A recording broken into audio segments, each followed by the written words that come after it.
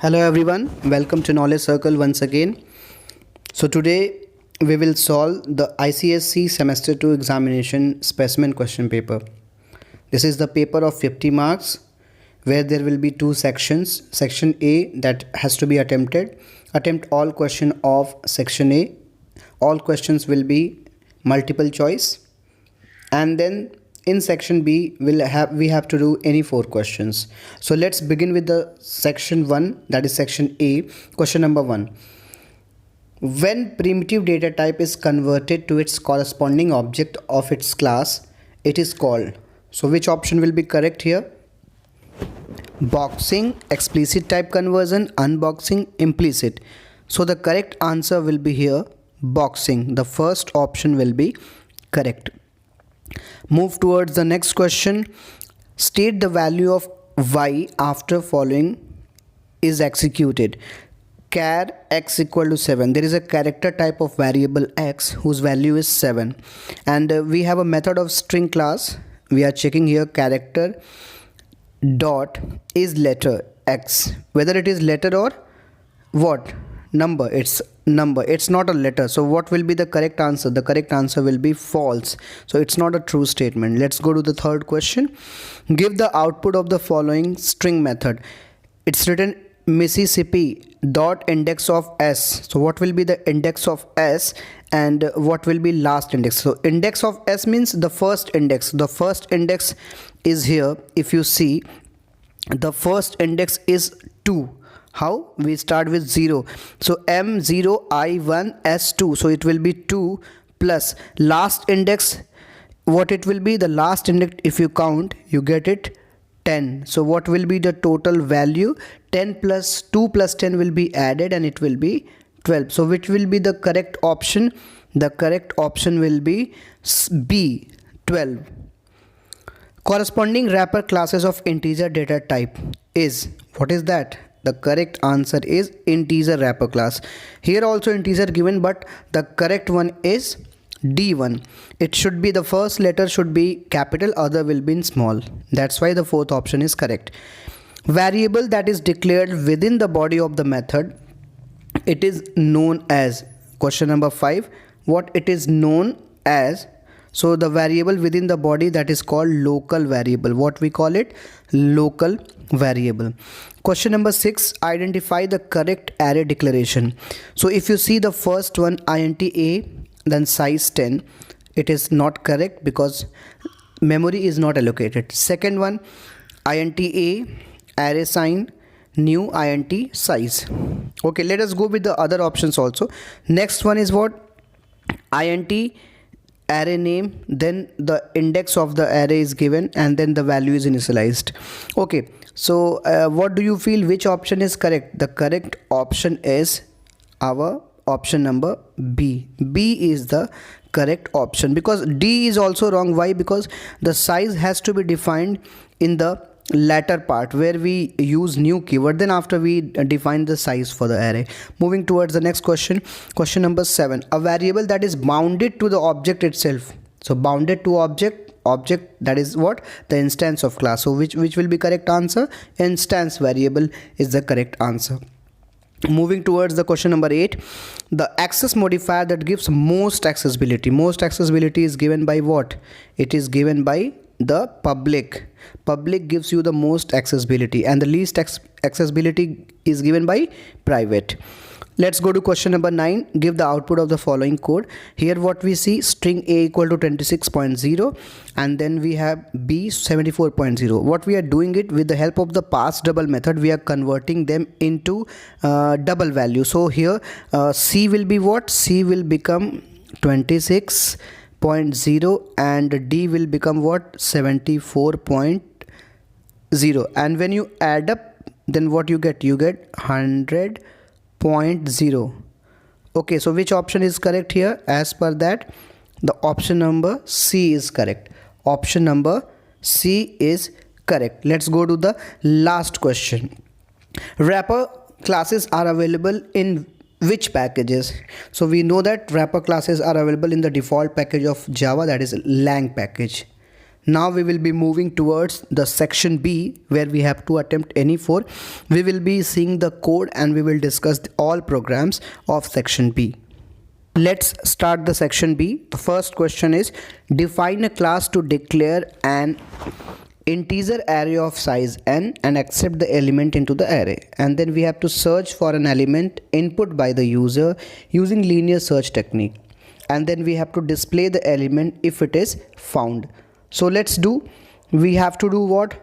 We will start with import java.util.scanner, as you can see, and then after we have to give class name. So what class name I have given here?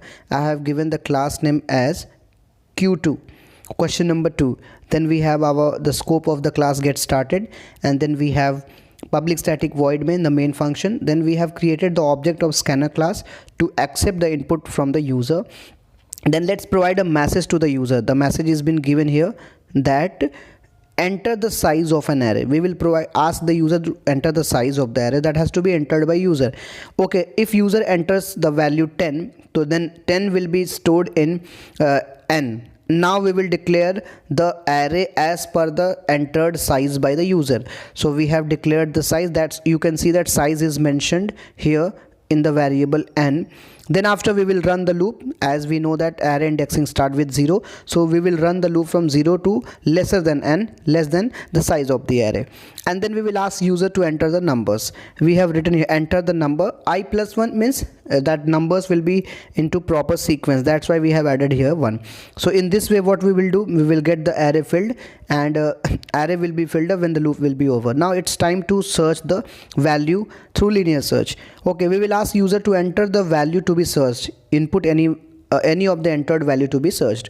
If user gives the value, we will store in A. And now what we are going to do is we will run the loop again, and we will look for the particular value entered by the user.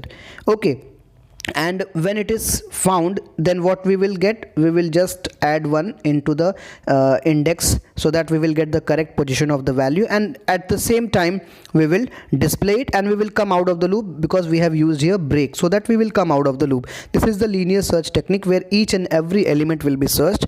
Okay, and if none of the value which is entered by the user is not found, then there should be proper message. So that message was mentioned in the question also. It was written that display a proper message that no such element. So we have written here no such element found.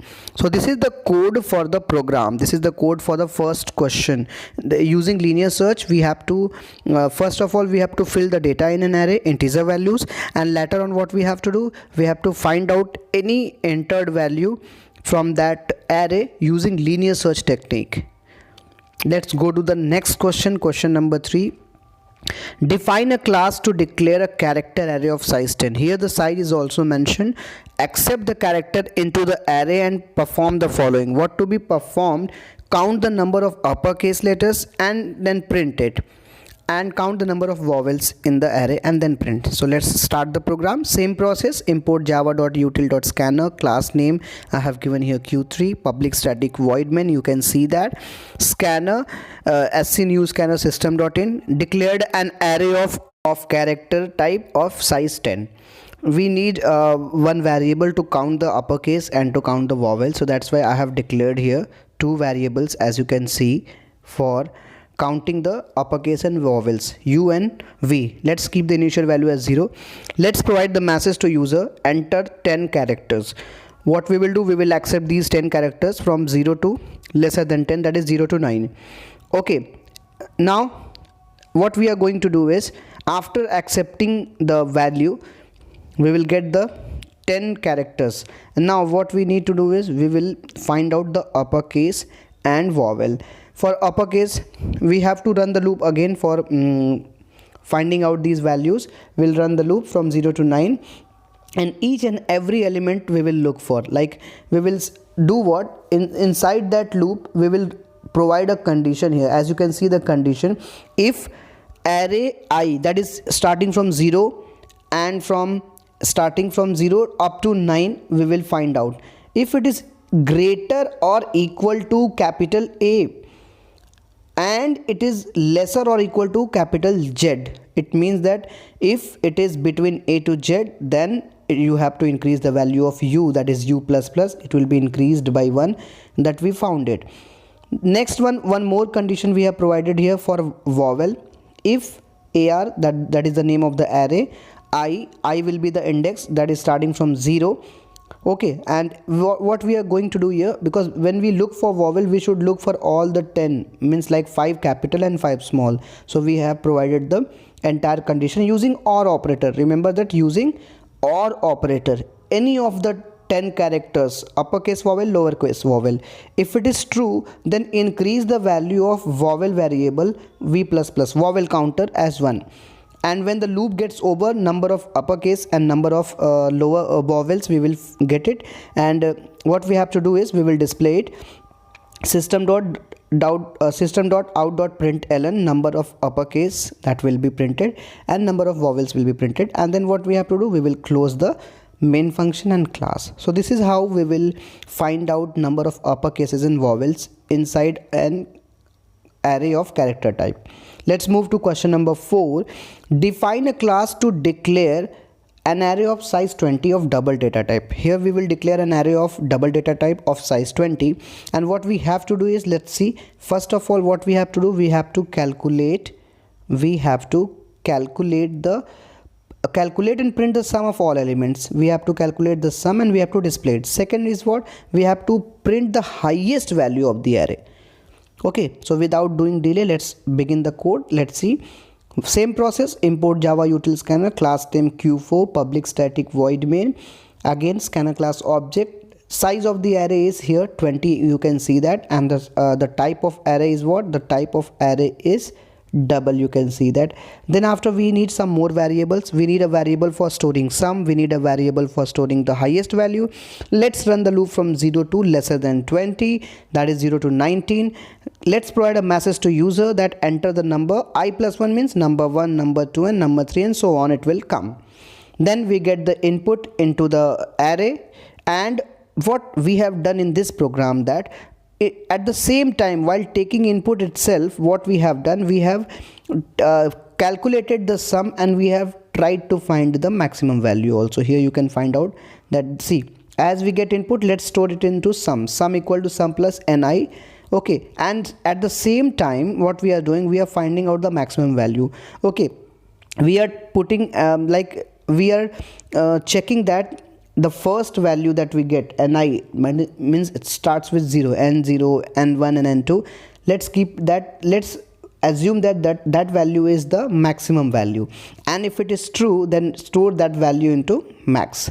In this way, when the loop gets over, you get the sum of the 20 values, 20 double type values, and you also get the maximum, the highest value. So what we did not run 2 loops this time. We have done it in just a single loop. While taking input, we have calculated and the sum also, and we have found the maximum value too. Let's move to the question number 5. Define a class to accept 2 strings and convert them into uppercase. Check and display whether 2 strings are equal or not. If the 2 strings are equal, print the string with the highest length, or print message both strings are of equal length. So we have to do what, we have to accept 2 string. This is a program. Okay, so what we are going to do, we will ask user to enter 2 strings. So we are declaring string variable, string str1 and str2.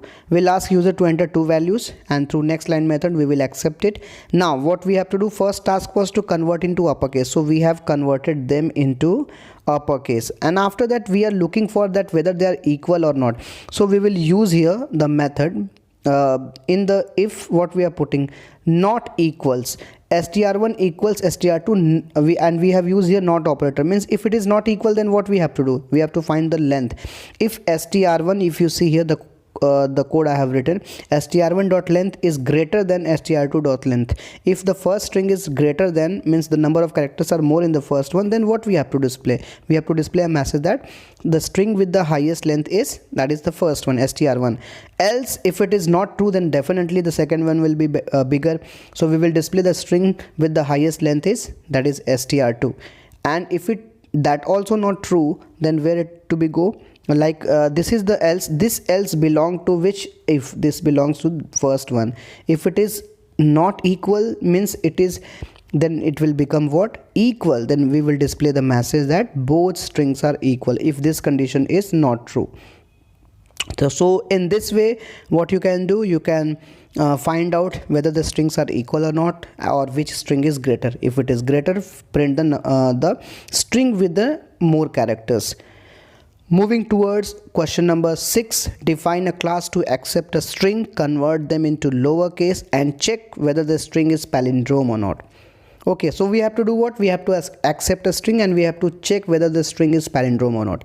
What is palindrome? A palindrome is a word which reads the same backward as forward. Like here it is written madam. So if you read M-A-D-A-M, or if you read it from backward also, you will find the same M-A-D-A-M. So this kind of words are known as palindrome. Let's begin the program. Same process, import java.util.scanner, class name, main function, scanner object. We need two strings here. We need two strings. Why we need? One for reversing. So str1 and str2 I have taken. Enter two strings. Here it should not be. That is the mistake.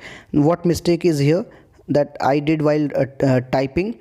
That it should be that enter a string. Enter a string, not two string it should be. And then we will accept and store into str1 ob dot next line. After that, let's store. What we have to do, let's convert into lowercase. Let's convert the same string that we have got as input, convert into lowercase, store in the same one. Now use the loop to reverse it. So we are using the loop, and how we are using, we are running it from backward, that is length -1 to up to 0. Okay, so in this way we will initialize the characters of the string from backward to up to the first one into str2. So in this way what we get the reverse of that particular string. And now what we have to do, we are comparing here. How we are comparing? With the use of if method, if statement. str1 dot equals str2. We have to find whether they are equal or not. If they are equal, definitely they are palindrome. If they aren't, then it is not a palindrome. So this is the way how can we do the program of finding out palindrome of a string. Let's move to question number 7. This is the, I think this is the last question. We have to do any 4, but we will discuss all. In the examination, you have to solve any 4 from section B. Remember that. Question number 7 is define a class to accept and store the 10 string into array and print the strings with even number of characters. Okay, so what we have to do, we have to create a string type of array where we have to find that we have to display those strings which are having even number of characters. Let's begin it. Import java.util.scanner, class name q7, main function scanner. Then after we have declared a string type of array. Okay, and the size is 10 here. We have taken a counter C. Okay, counter C is taken here. Here I should be in small letter, that is typing mistake. int, it should be in small letter. Now we have given a message, enter 10 strings. We have run the loop from 0 to 9, that is lesser than 10, and we got the input. Now what we are going to do is we have to find out that which strings are having even number of characters. So for that we have given a message, strings with the even number of characters are listed below. Let's run the loop from 0 to 9. And again we have to run another loop inside that is int j equal to 0, and if j is lesser than stri dot length. What is the meaning of this? Means we will run another loop and we will find the length of the each string. Each string means there are 10 strings, so each and every string's length we have to find. And what we are looking for here, if stri.char at not equal to space, if there is no space, then what we will do, we will use the counter here C++, and what we have to do, we will increase the counter here. And as this loop closes, which loop closes? The inner loop closes. Then we will check whether number of counter is even or odd. If it is even, you can see here it is written, if it is even, then display that particular string. display that particular string with his which is having even number of character. Okay, and again what will happen, again the loop will go, means like I plus plus will become 1, then second string will be checked here, second string will be checked, then each and every letter of the, that is character of the string will be checked, and we will look for number of characters. And again same process, if it is even then only this particular statement will be printed. If it is not even, if it is, this condition is not true provided here, then what will happen, again the value of I will increase, that will be I plus plus. In this way this loop, the I will run, means that the outer loop will run 10 times and inner loop depends every time that what is the length of the string. Okay, it depends on the length of the string. So this is how we find the number of even number of strings with the even characters to be printed. So this is the last program. So in this way we finish this question paper.